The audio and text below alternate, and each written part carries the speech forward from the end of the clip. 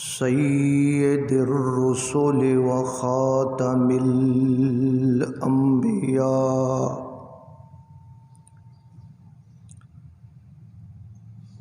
وعلى آلہ واصحابہ الاتقیاء. اما بعد فاعوذ باللہ من الشیطان الرجیم. بسم اللہ الرحمن الرحیم.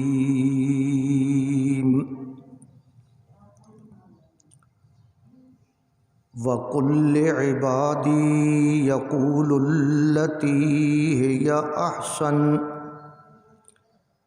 إِنَّ الشَّيْطَانَ يَنزَغُ بَيْنَهُمْ إِنَّ الشَّيْطَانَ كَانَ لِلْإِنسَانِ عَدُوًّا مُبِينًا. ربکم اعلم بکم ان یشأ یرحمکم او ان یشأ یعذبکم وما ارسلناک علیہم وکیلا. وربک اعلم بمن فی السماوات والارض وَلَقَدْ فَضَّلْنَا بَعْضَ النَّبِيِّينَ عَلَى بَعْضٍ وَآتَيْنَا دَاوُودَ زَبُورًا. آمنت بِاللَّهِ صدق اللہ مولانا العظیم.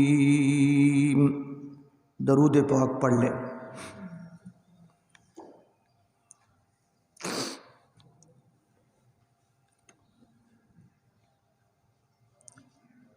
بحمد اللہ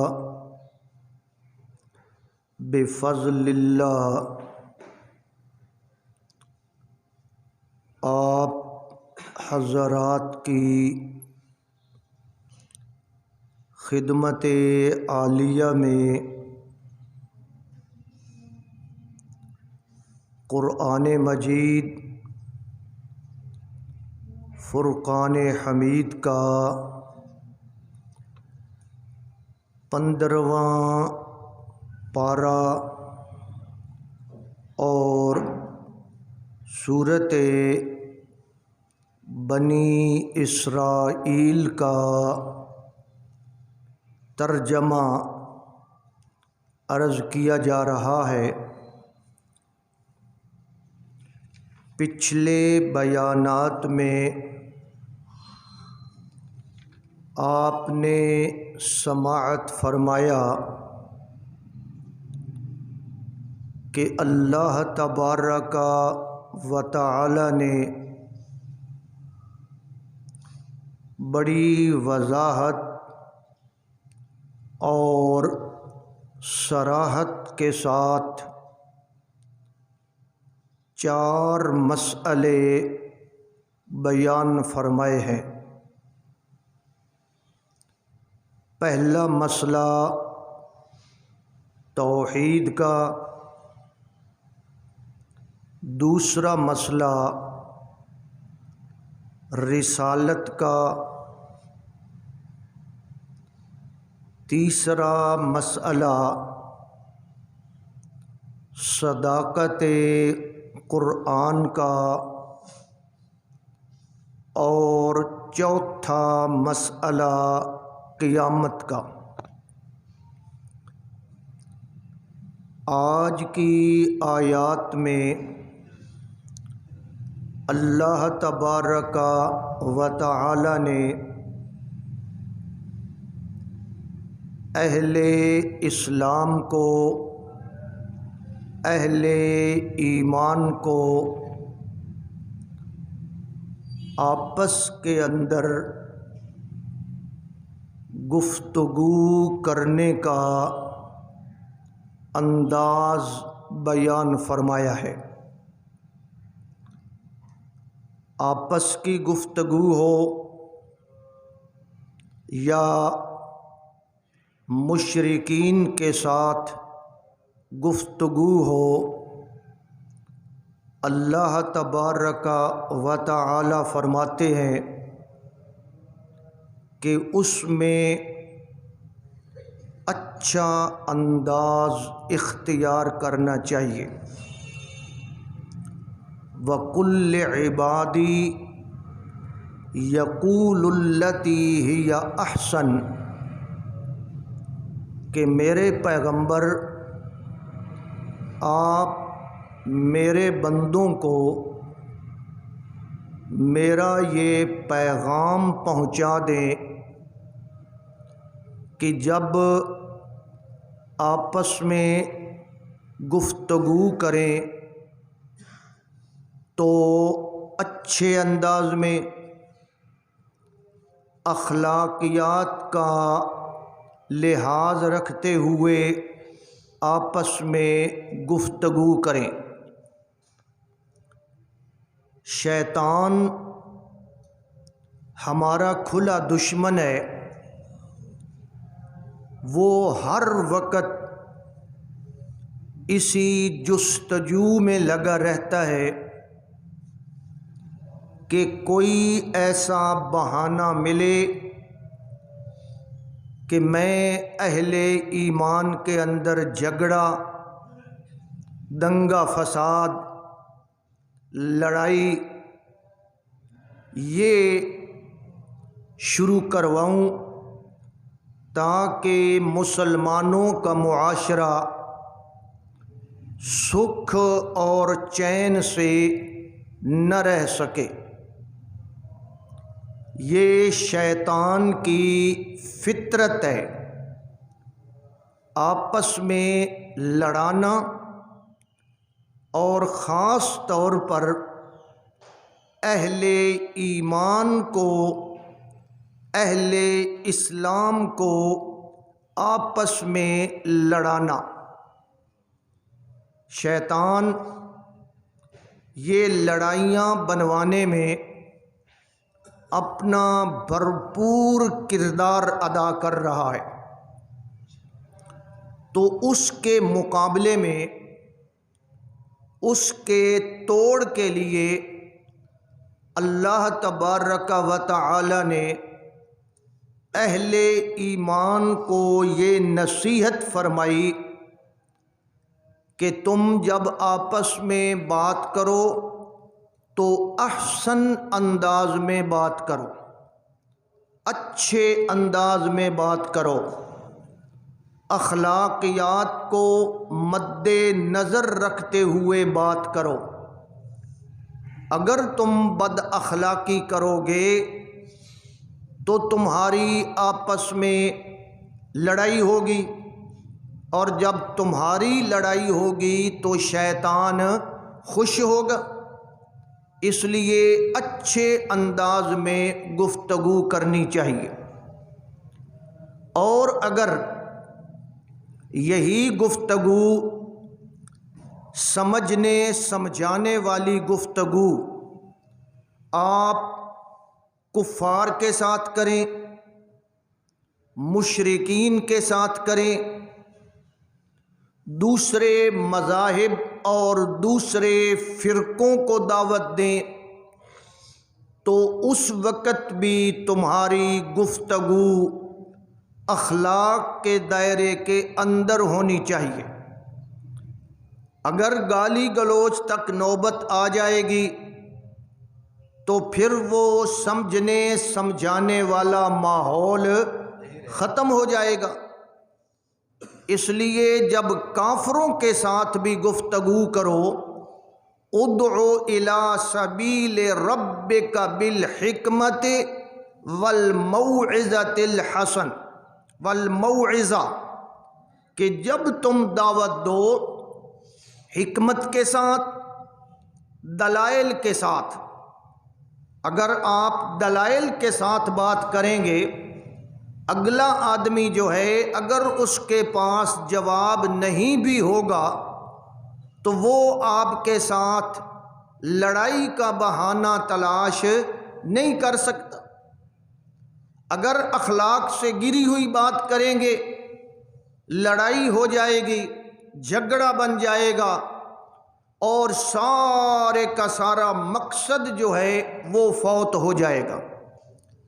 وَمَنْ أَحْسَنُ قَوْلًا مِّمَّنْ دَعَا إِلَى اللَّهِ، اللہ فرماتے ہیں جو آدمی کسی بندے کو اللہ کی طرف بلاتا ہے، اللہ کی طرف بلاتا ہے، اس سے بہترین بات اور کسی کی ہو سکتی نہیں ہے۔ احسن، اچھی بات، خوبصورت بات، بڑی بہترین بات۔ تو آپس کی گفتگو ہو یا دشمنان دین کے ساتھ سمجھنے سمجھانے والی، یہ میں ساتھ لفظ بول رہا ہوں تاکہ اس کا کوئی بندہ غلط فائدہ نہ اٹھائے۔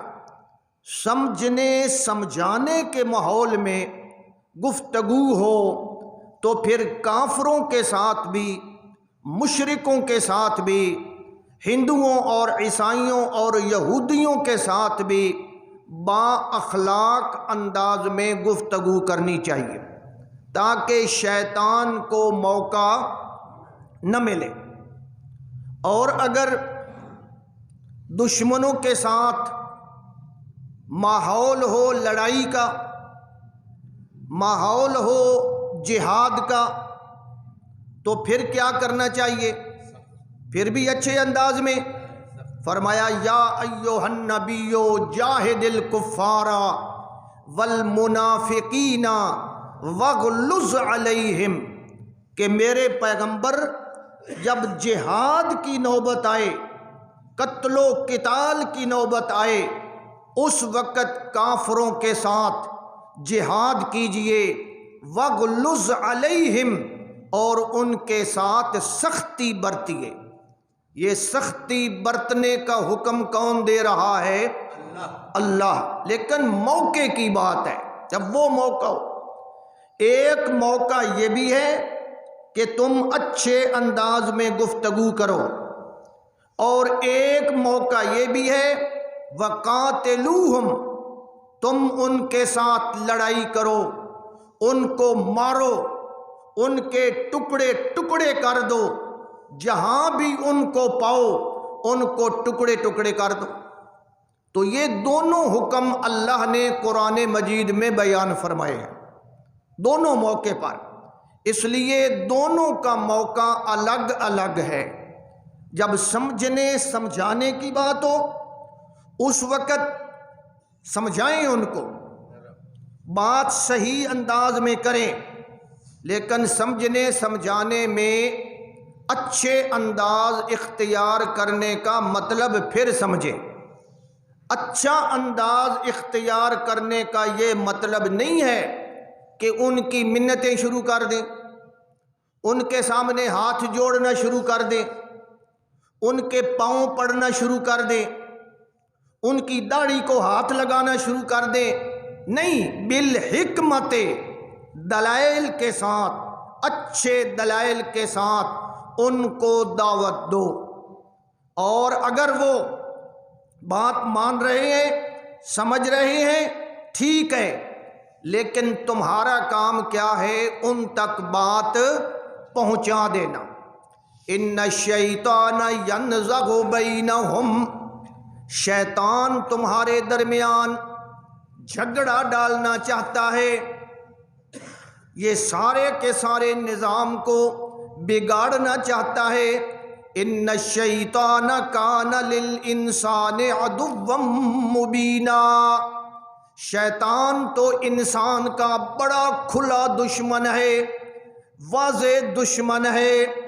اس لیے جب آپ آپس میں گفتگو کریں اخلاق کے ساتھ کریں، اور جب دشمن کو سمجھائیں اس وقت بھی اخلاق کے ساتھ گفتگو کریں، لیکن جب نوبت آ جائے قتال کی، جہاد کی، دشمن راستہ روک رہا ہو دین اسلام کے پھیلنے کا، تو پھر اخلاق کو سائیڈ پہ رکھتے ہوئے میرے پیغمبر ان کے ٹکڑے ٹکڑے کریں۔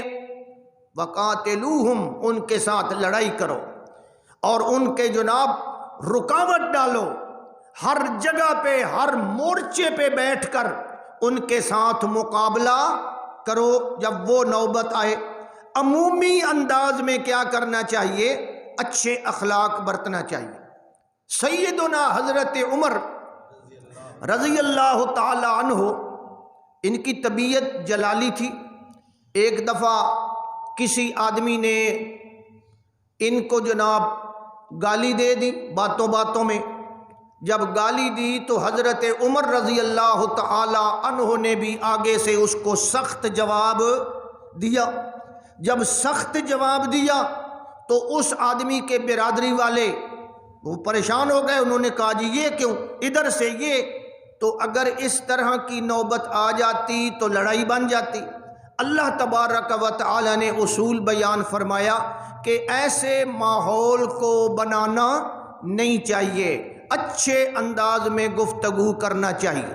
وَلَا تَسُبُّوا الَّذِينَ يَدْعُونَ مِن دُونِ اللَّهِ، حتیٰ کہ کافر جن معبودوں کی عبادت کرتے ہیں، جن کی وہ عبادت کرتے ہیں، ان کو بھی گالی نہ دو۔ اگر گالی دو گے دلائل سے بات کرو۔ ہم نے یہ سمجھا ہوا ہے کہ گالی نہ دینے کا مطلب یہ ہے کہ ان کے نیچے لیٹ جاؤ، نہیں، یہ بات نہیں ہے۔ گالی نہ دو، ایسا ماحول پیدا نہ کرو، کیونکہ شیطان جو ہے یہ لڑائی بنانا چاہتا ہے۔ ایک تو اللہ نے یہ حکم دیا اخلاق کا کہ اچھے اخلاق استعمال کرو۔ اگلا حکم، ربکم اعلم بکم ان یشأ یرحمکم او ان یشأ یعذبکم، کہ تمہارا رب خوب جانتا ہے، اللہ کو پتہ ہے کہ کس بندے نے ماننا ہے اور کس بندے نے نہیں ماننا۔ یہ تو اللہ کے حوالے ہے نا، کون مانتا ہے کون نہیں مانتا۔ ہدایت دینا یہ کس کا کام ہے جی؟ ہدایت دینا ہمارا کام نہیں ہے، یہ بات ذہن میں رکھے۔ نہ ہدایت دینا ہمارا کام ہے، نہ ہدایت دینا ہمارے اختیار میں ہے۔ ہمارے اختیار میں نہ اللہ کے نبی کے اختیار میں ہوتا ہدایت دینا۔ تو کیا خیال ہے مکہ مکرمہ میں سے کوئی آدمی بچتا جی جس کو ہدایت حاصل نہ ہوتی؟ سب کو ہدایت دے دیتے، سب کو راہ راست پر لے آتے۔ اگر ان کے اختیار میں ہوتا تو یہ اختیار کس کے ہاتھ میں ہے جی؟ اللہ کے ہاتھ میں۔ اور جب اللہ کے ہاتھ میں ہے تو اللہ جانتا ہے کس کو ہدایت ملنی ہے اور کس کو۔ ربکم اعلم بکم، اللہ خوب جانتا ہے، اسے پتہ ہے یہ آدمی ہدایت پانا چاہتا ہے، اس آدمی کو ہدایت ملے گی۔ ان یشأ یرحمکم، اگر اللہ چاہے تو تمہارے اوپر رحمت فرما دے، یعنی یہ اللہ کو معلوم ہے، اور اگر چاہے تو تمہیں عذاب دے دے۔ یہ سارا علم کس کے پاس ہے جی؟ کون مانے گا کون نہیں مانے گا، یہ سارا اختیار کس کے پاس ہے جی؟ اللہ کے پاس ہے۔ اس لیے اللہ تبارک و تعالی نے قرآن مجید کے اندر کئی مقامات پر، ایک مقام نہیں 20 مقامات پر اللہ تبارک و تعالی نے اپنے نبی کو تسلی دی اور فرمایا میرے پیغمبر اگر یہ نہیں مان رہے آپ گھبرائیں نہیں، اور آپ کی یہ ذمہ داری بھی نہیں ہے کہ آپ سر پر ان کو منوائیں، سر پر ان کو منوائیں، ہر لحاظ سے منوانا ہے، سر پر منوانا ہے، یہ آپ کی ذمہ داری۔ انک لا تہدی من احببت ولکن اللہ یہدی من یشاء، میرے پیغمبر آپ کسی کو ہدایت دے سکتے پیغمبر کا کام ہوتا ہے ہدایت کا رستہ دکھانا، ہدایت کا رستہ دکھانا، لیکن ہدایت والے رستے پہ چلانا یہ کس کا کام ہے جی؟ یہ اللہ کا کام ہے۔ یہاں پیغمبر کی ڈیوٹی ختم۔ ہم نے سمجھا ہوا ہے شاید آگے بھی ہماری ڈیوٹی ہے، نہیں، ہمارا کام یہ ہے کہ ان کو ہم سیدھا رستہ بتائیں، اگر ان کا کوئی شبہ ہے ان کا وہ شبہ دور کریں، ہر لحاظ سے شبہ دور کریں، سوالوں کے جواب دیں، چیلنج کا انداز اختیار کریں تاکہ ہر لحاظ سے کسی طرح کا شبہ باقی نہ رہے، لیکن ان کو صحیح رستے پہ چلانا اور ان کو راہ راست پر لانا ہماری ذمہ داری۔ اچھا جی، اگر ہم اپنی ذمہ داری پوری کر رہے ہیں اور کر دی ہے اور وہ بندے نہیں مانتے، مثلا ہم نے آج کل تو پوری دنیا میں جو ہے نا، پوری دنیا میں یہ پیغام قرآن کا پہنچ چکا ہے، یہ نہیں کہ پھر ہم اٹھا کر چلیں اور پہنچائیں، ساری دنیا جانتی ہے، ساری دنیا کو آٹومیٹیکلی پتہ ہے کہ یہ وہ کوئی پتہ نہیں ایسے بندے ہوں گے جو جنگلوں میں رہتے ہیں جناب والا، جو پتہ نہیں افریقہ کے جنگلوں میں، شاید ان کو نہ پتہ ہو، لیکن باقی جتنی معلوم دنیا ہے سب تک یہ قرآن کا اور اسلام کا جنرل پیغام پہنچ چکا ہے۔ یہ نہ سمجھیں کہ نہیں پہنچا، پہنچ چکا ہے۔ آگے سمجھانے والی بات ہے دلائل کے انداز میں، ان کے دلائل کا جواب دیں، اپنے دلائل ان کو دیں تاکہ وہ ہماری بات سمجھیں اور مانیں، اور ان کے سوالوں کا جواب دیں۔ تو یہ اگلی بات ہے۔ اس لیے اگر ہم بات سمجھا رہے ہیں، پہنچا رہے ہیں، وہ بندے پھر بھی نہیں مانتے تو کیا خیال ہے قیامت والے دن اللہ ہم سے پوچھے گا؟ یہ بڑی اہم بات ہے۔ یہ لوگوں نے ایک غلط بات پھیلائی ہوئی ہے کہ جناب اللہ ہم سے پوچھے گا، وہ کافر ہیں، فلانے علاقے کے بندے وہ کفر پہ مر رہے ہیں، امریکہ والے عیسائی، فلانی جگہ والے عیسائی، یورپ والے عیسائی، وہ کفر پہ مر رہے ہیں، اور اللہ کل قیامت والے دن ہم سے پوچھے گا کیوں وہ کفر پہ مرتے رہے، تم نے کیوں نہیں ان کو جا کر بات سمجھائی اور کیوں نہیں اللہ کا دین پہنچایا؟ یہ میرے بھائی ہماری ذمہ داری نہیں ہے۔ اللہ اپنے پیغمبر سے فرماتے ہیں وَلَا تُسْأَلُوا، اس کا ترجمہ گھر میں جا کر دیکھنا، ہدایت جس کو ملے گی مل جائے گی، جس کو نہیں ملنی نہیں ملنی۔ وَلَا تُسْأَلُوا عَنْ أَصْحَابِ الْجَحِيمِ، میرے پیغمبر لا تسألو، آپ سے نہیں پوچھا جائے گا، آپ سے نہیں پوچھا جائے گا، عن اصحاب الجحیم، جہنم میں جانے والوں کے بارے میں، جہنم میں جانے والوں کے بارے میں آپ سے نہیں پوچھا گیا کہ کیوں وہ جہنم میں گئے ہیں، آپ وہاں تک کیوں نہیں پہنچے۔ پیغام پہنچ گیا دین اسلام کا، دلائل دے دیے، شبہات دور کر دیے، پیغام دے دیا، انٹرنیٹ کے ذریعے سب کو پیغام پہنچ چکا ہے، لہٰذا اب آپ سے ان کے جہنم کے جانے کے بارے میں پوچھا نہیں جائے گا۔ آپ کی ذمہ داری کیا ہو گئی جی؟ ختم۔ اس لیے میرے بھائی ناراض نہ ہوں، جو بات قرآن میں واضح انداز میں ہو نا وہ مان لیا کرے، اللہ ہمیں ماننے کی توفیق عطا فرمائے۔ ہاں اگر وہ بات قرآن میں نہیں ہے، میں نے غلط کہا ہے، میں نے تشریح غلط کی ہے، پھر مجھے گریبان سے پکڑیں، اگر نہیں پکڑو گے پھر بھی تمہاری غلطی ہوگی، تم ذمہ دار ہو۔ یہ منو تے تاویں اچھی گل ہے، اگر میں نے غلط کہا ہے تو پھر ذمہ داری کس کی ہے جی؟ پھر آپ کی ذمہ داری ہے۔ آپ اپنے مولویوں کو اکٹھا کریں اور جناب میری زبان کو روکیں، میری تحریروں کا جواب دیں، بھائی یہ تو مولوی صاحب آپ غلط کہہ رہے ہیں، یہ ذمہ داری بنتی ہے یا نہیں بنتی؟ بنتی ہے جواب دینا۔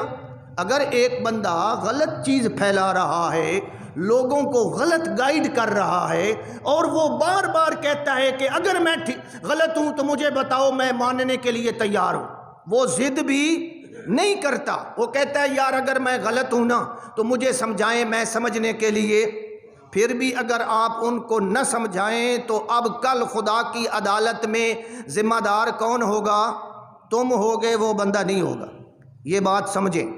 تو جہاں بھی کوئی غلطی ہو اس کو سمجھانا ہم سب کی ذمہ داری ہے، بالکل ذمہ داری ہے جناب۔ ایک آدمی نے وضو کیا، اس کا پیر خشک رہ گیا، اس کو نہیں پتہ، آپ کو پتہ ہے، آپ اس کو بتائیں گے نہیں بتائیں گے؟ اس نے غلط کیا ہے، اگر آپ نہیں بتائیں گے تو آپ کو بھی گناہ ہوگا۔ تو جب اتنی چھوٹی سی بات آپ بتاتے ہیں، اتنی چھوٹی سی بات، بھائی جی آپ کا پاؤں خشک رہ گیا ہے اس کو ذرا دھو لیں، تو جو عقیدے کی خرابی ہے وہ کیوں نہیں بتاتے جناب؟ وہاں آپ کیوں نہیں کہتے بھائی جی یہ بدعت ہے، بھائی جی یہ شرک ہے، بھائی جی یہ نہ کریں یہ غلط ہے؟ تو اچھے انداز میں سمجھانا چاہیے یا نہیں سمجھانا چاہیے؟ ادھر ہم کہیں جی ٹھیک ہے جویں کسی دی مرضی ہے، کوئی کریندہ رہے ساڈا کے، تو یہ بات نہیں ہے۔ اس لیے میرا زور اس بات پہ ہے کہ دعوت دیں کہ نہ دیں؟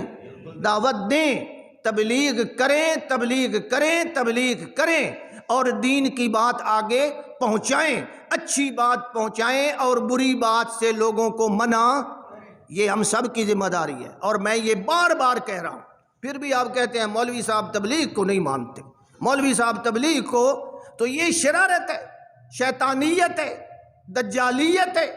جب میں نے پچھلے جمعے میں یہ کہہ دیا کہ جو تبلیغ کا منکر ہو وہ کافر ہے، آج بھی کہہ رہا ہوں اور ہمیشہ مرتے دم تک کہتا رہوں گا، تو اب آؤ نہ کہو کہ مولوی صاحب تبلیغ کے منکر ہیں، ہم نے تو کافر کہہ دیا جو منکر ہو۔ لیکن سمجھو میرے بھائی، بات سمجھنے والی ہے۔ انجے جناب والا بھج پیا جناب گل لے کے، یہ بات نہیں ہے۔ دعوت دینا میری اور آپ کی ذمہ داری ہے، بات آگے پہنچانا میری اور آپ کی ذمہ داری ہے۔ وَمَا أَرْسَلْنَاكَ عَلَيْهِمْ وَكِيلًا، میرے پیغمبر پہنچانا آپ کی ذمہ داری ہے، لیکن ہم نے آپ کو ذمہ وار، یہ قرآن مجید ہے، اس کا ترجمہ گھر میں جا دیکھیں۔ وَمَا أَرْسَلْنَاكَ عَلَيْهِمْ وَكِيلًا، ہم نے آپ کو ان پہ داروغہ نہیں بنایا کہ آپ ڈنڈا لے کر کھڑے ہو جائیں کہ جناب یہ کرو وہ کرو، کیوں نہیں کر رہے ہو، اور مجھ سے پوچھا جائے گا۔ نہیں، آپ کا کام ہے دلائل دینا، آپ کا بات ہے سمجھانا، آپ کا کام ہے چیلنج کے انداز میں سمجھانا، آگے وہ سمجھے نہ سمجھے ان کے اپنے مقدر کی بات ہے۔ آپ سے پوچھا جی، نہ ایک ناراض نہ ہونا، اگر بات کر دوں تو ناراض ہو جاؤ، تھوڑی سمجھانے کے لیے کر رہا ہوں۔ یورپ کے عیسائیوں کو اور امریکہ کے عیسائیوں کو اور غیر ملکی عیسائیوں کو ہم سمجھانے کے لیے جاتے ہیں اور کہتے ہیں جی اگر وہ مر جائیں کفر پہ تو کل قیامت والے دن ہماری کیا ہوگی؟ پوچھ ہوگی۔ تو اے جڑے چھیں چک کے عیسائی بیٹھے نے نا کیوں نہ سمجھاون واسطے جی نہیں، چھیں چک کے بیٹھے نا، ساڑھے خوشاب وچ بیٹھے، میرے گواڈ شیعہ بیٹھا ہے، میرے نال محلے چ میرے زئی بیٹھا ہے، اگر یہ جہنم میں جائے گا مجھ سے پوچھ نہیں ہوگی، اس کو کیوں نہیں سمجھاتے ہیں؟ پہلے اس کو سمجھاؤ۔ اس لیے میرے بھائی دعوت سب کو دینی ہے، دعوت یہ نہیں کہ فلاں کو دیں اور فلاں کو نہ دیں، سب کو دینی ہے، اور اپنے ماحول سے شروع کرنی ہے۔ کہاں سے؟ وَأَنذِرْ عَشِيرَتَكَ الْأَقْرَبِينَ، نبی پاک صلی اللہ علیہ وسلم کو اللہ نے فرمایا اپنے خاندان والوں کو دعوت دے، تو حضور نے کس کو دعوت دی؟ خاندان والوں کو، پھر شہر والوں کو، پھر آگے ہم اس کا جناب دائرہ جو ہے وسیع کرتے جائیں، لیکن دعوت سب کو دینی ہے، کسی کو چھوڑنا، جب ہم چھوڑ دیں گے نا تو پھر اللہ کی پوچھ ہوگی یا نہیں ہوگی؟ اس لیے بات کو سمجھیں، ہم دشمن نہیں ہیں، ہم جناب آپ کے خیر خواہ ہیں، اور خیر خواہی کے روپ میں ہم سمجھا رہے ہیں کہ دعوت دینا سب کو ضروری ہے، کسی خاص خطے والے کو دعوت دینا ضروری نہیں ہے۔ اس لیے سب کو دعوت دے، جو بھی انداز اختیار کریں، انداز آپ کی مرضی ہے، جو بھی انداز اختیار کریں کسی انداز میں۔ یہ بھی دعوت ہے کہ آپ نیٹ کے ذریعے اس تک پیغام پہنچا دیں، یہ بھی دعوت ہے کہ آپ رسالہ لکھ کر اس کے گھر پہنچا دیں، چلو جی وہ پڑھ لے گا سمجھ لے گا۔ یہ بھی دعوت کے کئی انداز ہیں، بہرحال دعوت دینا ہماری ذمہ داری ہے اور سب کو دعوت دینی ہے، لیکن اللہ فرماتے ہیں وَمَا أَرْسَلْنَاكَ عَلَيْهِمْ وَكِيلًا، میرے پیغمبر ہم نے آپ کو ان پر ذمہ وار نہیں بنایا کہ کل آپ سے پوچھ ہوگی۔ انہوں نے مانا کیوں نہیں، اس کی پوچھ پیغمبر سے نہیں ہوگی، پیغمبر کی امت سے بھی نہیں ہوگی، وہ پیغام ہم نے پہنچانا ہے مختلف انداز میں۔ وَرَبُّكَ أَعْلَمُ، اگلی بات، وَرَبُّكَ أَعْلَمُ بِمَنْ فِي السَّمَاوَاتِ وَالْأَرْضِ، تمہارا رب خوب جانتا ہے، تمہارا رب خوب جانتا ہے جو کچھ آسمانوں میں ہے اور جو کچھ زمین میں ہے۔ آسمانوں میں جناب جو اللہ کے فرشتے ہیں، آسمانوں میں نبیوں کی روحیں ہیں، آسمانوں میں اور بڑے بڑے مقرب فرشتے ہیں، مومنوں کی روحیں ہیں، اللہ ان سب کو جانتا ہے یا نہیں جانتا؟ والارض، اور اللہ زمین والوں کو بھی جانتا ہے کہ کس کو ہدایت ملے گی اور کس کو ہدایت نہیں ملے گی۔ میرے پیغمبر پہنچانا آپ کی ذمہ داری، وما علینا الا البلاغ المبین، ہمارے ذمے صرف کیا ہے جی؟ صرف پہنچا دینا، بلاغ المبین، بالرسولاں بلاغ، بس رسولوں کے لیے پہنچا دینا ہے، اور یہ پہنچانے کی ذمہ داری میری نہیں ہے، صرف آپ کی نہیں ہے، جتنا ہم پہنچا سکتے ہیں سب پہ ذمہ داری ہے۔ کس پہ جی؟ یہ جو آپ مسئلے یہاں سے سن کر جاتے ہیں، آگے پہنچانا آپ کی ذمہ داری ہے یا نہیں ہے؟ گھر والوں کو پہنچائیں، محلے والوں کو پہنچائیں، انہیں سمجھائیں، جس انداز میں بھی سمجھائیں، آپ یہ کام کریں، انشاءاللہ تعالی اللہ تعالیٰ اس کا آپ کو بہترین اجر عطا فرمائے گا۔ بلغ ما انزل الیک من ربک، میرے پیغمبر آپ تبلیغ فرمائیں۔ کیا فرمائیں جی؟ اللہ نے اپنے نبی کو تبلیغ کا حکم دیا، بلغ، پہنچائیں، تبلیغ فرمائیں۔ کس چیز کی تبلیغ؟ ما انزل، اس چیز کی جو تیری طرف اللہ نے نازل فرمائی ہے۔ تو نبی کی یہ ذمہ داری ہے کہ وہ قرآن کا پیغام آگے پہنچائے۔ نہ قرآن کے پیغام سے اور کوئی اس سے مضبوط اور پکا اور لا ریب پیغام ہو سکتا ہے جی؟ اس سے تو اور کوئی ہو بھی نہیں سکتا۔ اس لیے ہماری دعوت کی اصل بیس جو ہے وہ کیا ہونی چاہیے؟ اللہ کا قرآن ہونا چاہیے، کیونکہ اس کے اندر کوئی شک نہیں، کوئی شبہ نہیں۔ یہ نہیں ہو سکتا کہ آج سے 50 سال پہلے کا قرآن اور تھا اور آج کا اور ہے، یہ تو نہیں، نہ تبدیلی ہے، نہ ترمیم ہے، نہ اس میں کمی بیشی ہے، اور بات پکی اور سچی ہے۔ لہٰذا اس کتاب کو اپنی دعوت کی بنیاد بناتے ہوئے آگے ہمیں پیغام پہنچانا چاہیے۔ ہاں جی، فرمایا میرے پیغمبر وَرَبُّكَ أَعْلَمُ بِمَنْ فِي السَّمَاوَاتِ وَالْأَرْضِ، اللہ خوب جانتا ہے آسمانوں والوں کو اور زمین والوں کو کہ کس کس کو ہدایت ملنی ہے اور کس کو۔ اللہ کو پہلے سے پتہ ہے کہ یہ ہدایت اس کو ملے گی یا کہ نہیں ملے گی۔ اب ہم متھا مارتے رہیں، کوشش کرتے رہیں کہ جی ضرور ملے، ضرور ملے، ضرور ملے، ضرور ملے، اور وہ تو اللہ کو پتہ ہے۔ اس لیے ہماری کوشش یہ ہونی چاہیے پیغام پہنچائیں، نمبر 2 سمجھائیں، نمبر 3 دلائل دیں، نمبر 4 چیلنج کا انداز اختیار کریں، نمبر 5 اور انداز اختیار کریں۔ اگر نہیں مانتا تو نہ مانے، پھر اس کی مرضی، پھر اس کا مقدر۔ ہم نے تو اپنے ہر لحاظ سے بات پہنچا دی ہے۔ وَلَقَدْ فَضَّلْنَا بَعْضَ النَّبِيِّينَ عَلَى بَعْضٍ، میرے پیغمبر ہم نے بعض نبیوں کو بعض نبیوں پر فضیلت عطا فرمائی، یعنی نبی سارے کے سارے جو ہیں وہ برابر نہیں ہیں، بعض نبیوں کو بعض نبیوں پر درجہ حاصل ہے۔ وَآتَيْنَا دَاوُودَ زَبُورًا، اور ہم نے حضرت داؤد علیہ السلام کو زبور عطا فرمائی تھی۔ حضرت داؤد علیہ السلام اللہ کے پیغمبر تھے، اور ان پر کون سی کتاب نازل ہوئی؟ اور وہ اللہ کے خلیفہ تھے. یا داؤد انا جعلناک خلیفتن، اے داؤد ہم نے زمین میں آپ کو خلیفہ بنایا ہے. حضرت داؤد کے بنیادی طور پر 2 کام تھے. کتنے کام جی؟ نمبر 1 کتاب کی دعوت، نمبر 2 جہاد بھی کیا، لڑائی بھی کی حضرت داؤد علیہ السلام نے. اور حضرت داؤد کی بڑی بات یہ ہے کہ وہ لڑائی میں کبھی انہوں نے پیٹھ نہیں پھیری.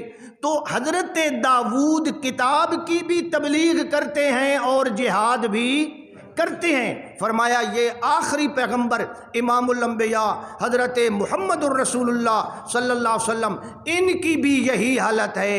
یہ بھی کتاب کی تبلیغ کرتے ہیں اور جہاد بھی. تو دونوں پیغمبروں کے اندر ایک کیا ہو گئی جی؟ مماثلت. حضرت عیسیٰ نے جہاد نہیں کیا لیکن حضرت داؤد نے اس لیے ان کا نام لیا. وَآتَيْنَا دَاوُودَ زَبُورًا، میرے پیغمبر ہم نے حضرت داؤد کو زبور عطا فرمائی تھی. انہوں نے کتاب بھی لوگوں کو پہنچائی اور جہاد بھی کیا. آخری پیغمبر یہ بھی جہاد، حضور نے جہاد کیا یا نہ کیا؟ حضور کا نام ہے نبی الملاحم. یہ آپ نام ذکر کریں لوگ آپ کو کہیں گے دہشت گرد ہے، مولوی چھپاتے ہیں. چھپانے کی کیا بات ہے؟ حضور نے فرمایا انا نبی السیف، میں تلوار والا پیغمبر ہوں. تو مولوی دسدا ہے، مولوی یاد ہے نہیں یہ گل کرنا تو بات لوگ کے آگ سے جی تیرا اے ایمان ہے تو بات تو جناب کیتی پہ ہے. حضور نبی السیف ہیں، نبی الملاحم ہیں، لڑائیوں والے نبی ہیں. کون ہیں جی؟ لڑائیوں والے نبی ہیں، جہاد والے نبی ہیں.